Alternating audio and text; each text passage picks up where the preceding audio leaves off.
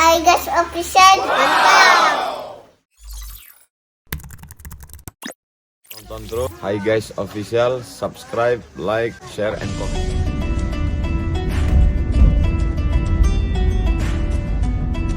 Kita pergi ke wilayah perbatasan bersama forum Dai Perbatasan FBB.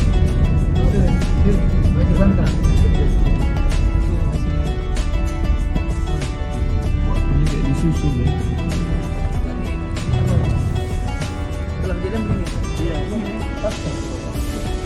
Itu akibat apa nih? Banjir bandang. Masuk. Itu sering di sini. Langganan banjir bandang.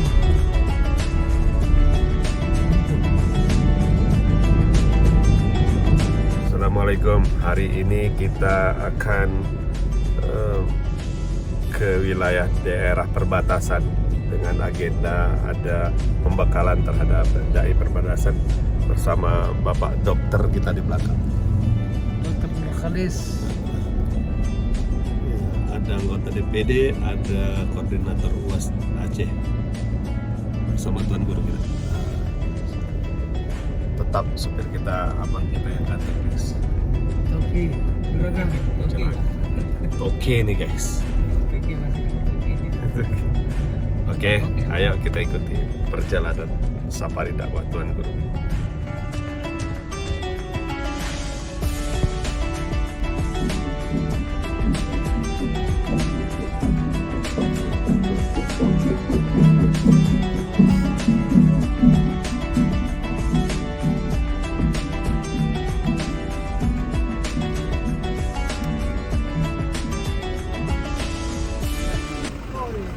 Ibu awas bu, boleh bu, geser bu. Tidak jam.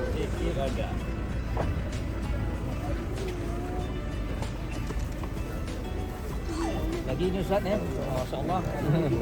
Banyak-banyak salam.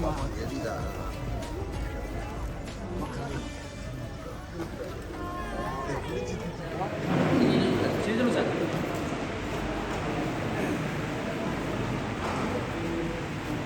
Pak Buya.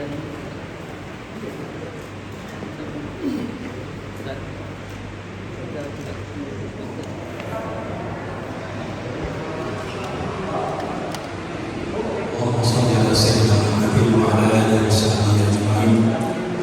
وبعد رب اشرح لي صدري ويسر لي امري واحلل عقدة من لساني يفقهوا قولي. Tahun 2016 saya dibawa oleh mahasiswa KKN ke desa Terasi, perbatasan antara Riau dan Jambi. Dari Pekanbaru naik jalan darat 5 jam. Setelah itu mobil ditinggalkan, naik perahu sampan selama 7 jam. Setelah sampai di dalam, berhadapan dengan masyarakat yang belum beragama alias animisme dinamis. Disitulah baru saya sadar ternyata ilmu komunikasi, ilmu public speaking tak lagi karena orang tidak mau mendengar kita ceramah. Ternyata ilmu kedokteran perlu dalam. Kemudian yang bermanfaat saya lihat sahabat saya yang pandai budidaya kelulu sejenis lebah madu tapi lebih kecil. Jadi dia ajarkan bagaimana mengambil bibit kelulut dari dalam hutan, dibawa ke kampung, dipotong kayu, dimasukkan sarangnya ke dalam kotak, nanti kelulut akan datang panen madu. Di situ saya ambil pelajaran kita mesti bersinergi dengan dokter-dokter yang baru lulus atau dari puskesmas, dinas kesehatan untuk ke dalam. Jadi pertemuan saya alokasikan dana setahun 2 kali, waktu bulan Februari dengan bulan Agustus. Jadi pertama saya masuk dengan beberapa kawan, pada masuk berikutnya sudah membawa dokter, membawa sahabat-sahabat dari Fakultas Pertanian yang punya bakat dan kemampuan untuk dikembangkan di dalam. karena itu lebih bermanfaat. Sebagian orang tua yang anaknya sekolah, mereka seperti menangis mengatakan, Ustaz Somad, tolong jangan tinggalkan anak-anak kami, karena kami tak mampu menyekolahkan mereka ke kota. Kalau mereka tinggal tetap sekolah di sini, akidahnya rusak. Karena di sekolah itu dia wajib mengambil pelajaran yang tidak sesuai dengan agama kita. Pulang ke Pekanbaru, pikiran saya berkecamuk, mau tidur pun terpikir-pikir. Akhirnya saya sampaikan di masjid, ada beberapa jamaah yang merespon, maka anak-anak ini pun ditarik, disekolahkan di pondok pesantren gratis di Pekanbaru. Sebagiannya dikirim ke Jawa tahun 2016. Sekarang sudah 2022, maka tahun ini anak-anak ini tamat. Kemarin kami adakan pertemuan lagi untuk mencarikan anak-anak ini mesti S1. Saya katakan anak-anak ini jangan lagi pulang setelah pesantren, karena dikhawatirkan nanti dia tidak tahan di kampung karena sudah pernah sekolah di kota. Dia nanti merantau ke kota, menikah dengan orang kota, kampungnya tetap tinggal. Jadi tak ada gunanya kerja kita 6 tahun yang lalu, seperti membuat istana pasir di tepi pantai, cantik indah, datang ombak rusak kembali. Akhirnya kami jumpailah beberapa universitas yang swasta, beberapa sekolah tinggi.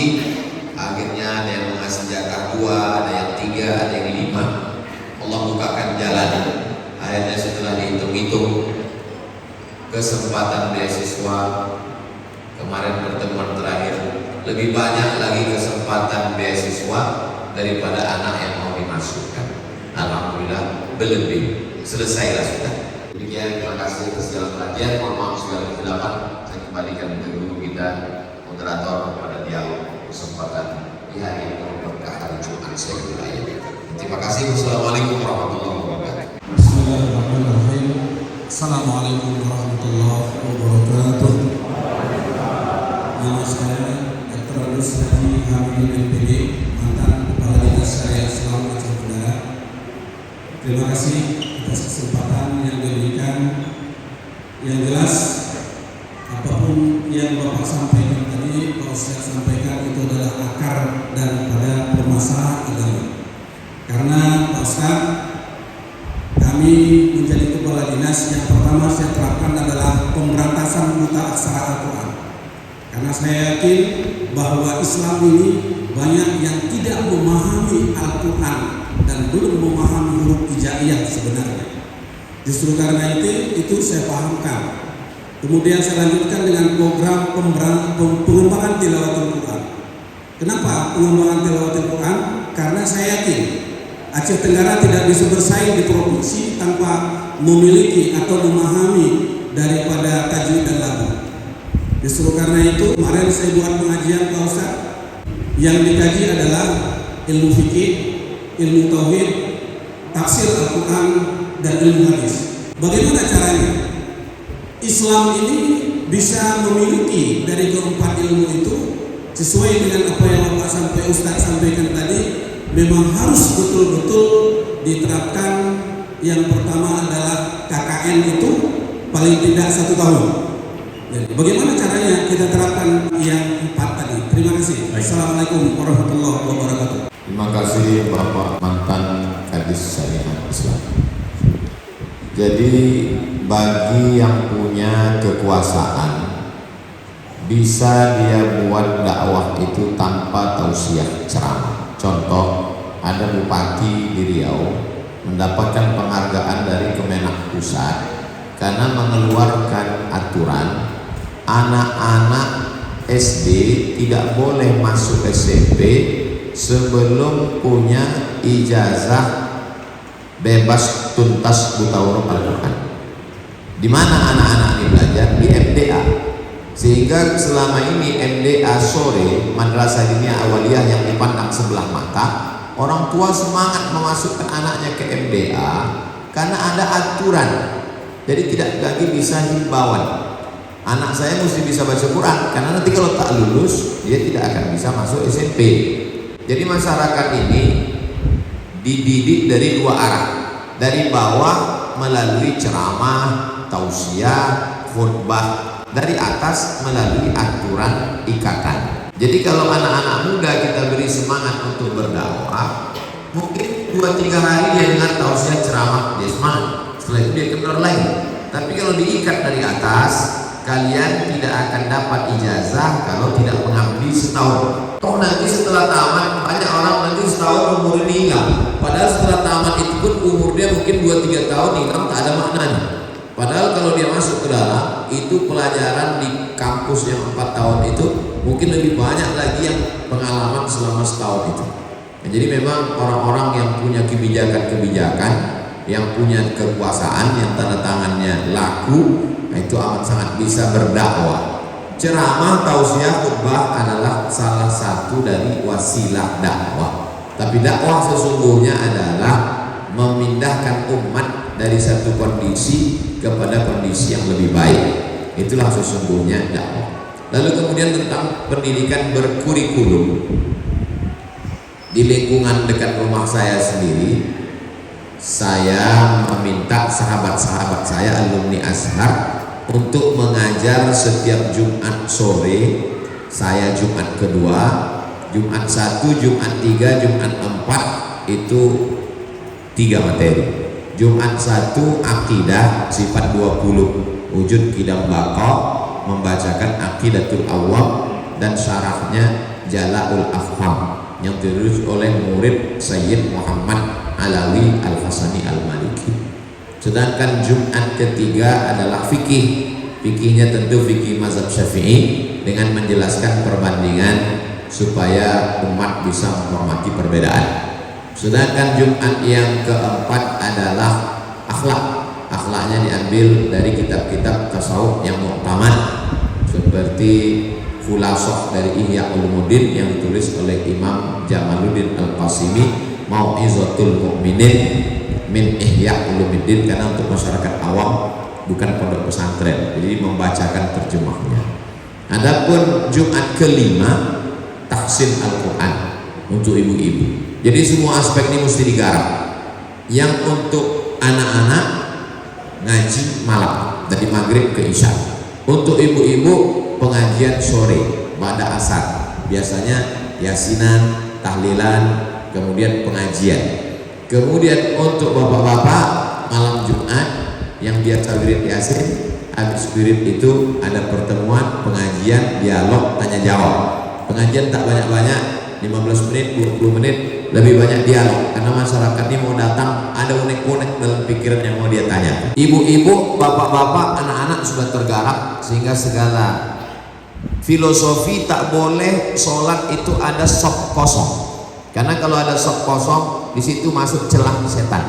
Jadi semua segmen diisi, segmen anak-anak, bapak-bapak, ibu-ibu, remaja, fikih, akidah, akhlak, tahsin, itulah usaha kita. Setelah selesai itu terjadi juga kemungkaran, memang dunia ini tak pernah selesai. Imam Syafi'i meninggal, kemungkaran tetap ada. Imam Nawawi meninggal, kejahilan tetap ada. Walaupun Mesir Al-Azhar banyak ulama, tapi orang buta huruf tetap ada. Jadi kita tidak pernah dituntut menyelesaikan masalah, tapi kita diminta apa yang sudah kita lakukan terhadap masalah-masalah ini. Pengalaman kami mengumpulkan dana umat beberapa tahun ini menunjukkan bahwa walaupun COVID, walaupun data orang ekonomi lemah, tapi buktinya dana itu terkumpul banyak. Masalahnya adalah masalah trust, kepercayaan. Kalau pribadi Abdul Somad, orang tak mau kasih.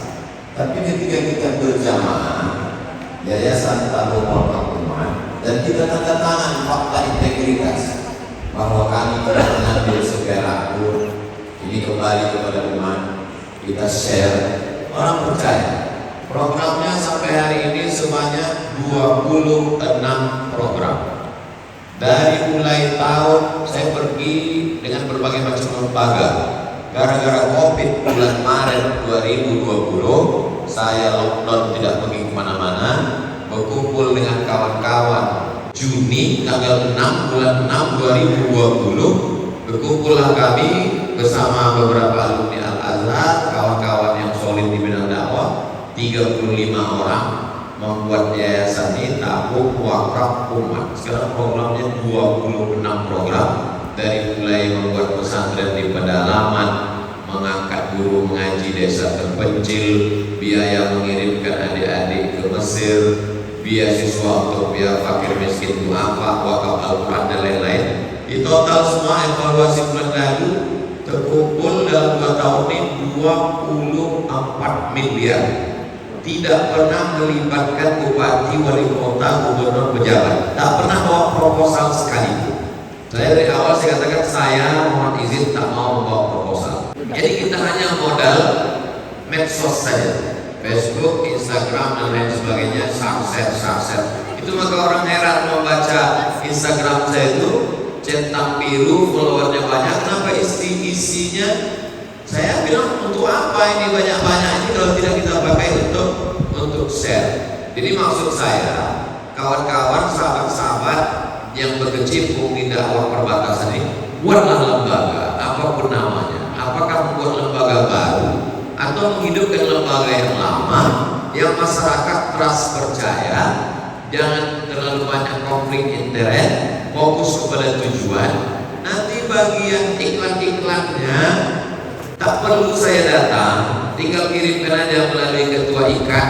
Kami mau buatkan iklan ini, kalimatnya ini, nomor rekeningnya ini, tolong Ustaz Somad buatkan. Belum pernah kami tolak dan kami buatkan. Setelah itu kami kirimkan, share-lah di grup-grup, pakailah di medsos, kirimlah. Jadi saya tidak mau berteori, saya bercerita tadi sebagai perbandingan bahwa kalau kita buatkan programnya, insya Allah jamaah ini masih percaya. Apalagi masyarakat Aceh. Masyarakat Aceh itu kita tahu militan. Saya bersama kawan-kawan, sahabat-sahabat tetap berkumpul tiap bulan sekali. Jumat kedua saya kosongkan, saya tak pergi kemana-mana. Dibuat program namanya 20 jam bersama Ustaz Somad. Diawali dari khutbah Jumat, sore Jumat evaluasi yayasan, Jumat malam Sabtu pengajian, Sabtu subuh membaca kitab Tarhib wa Tarhib Al-Hafiz Al-Munziri, kajian Sabtu siang sampai Sabtu zuhur makan siang. Itu untuk duduk bersama, untuk mencas lagi. Saya bertemu mencas semangat saya. Kawan-kawan berjumpa, kita mesti ada pertemuan berkala. Karena kalau tidak, kita adalah makhluk yang lemah. Hai guys, official.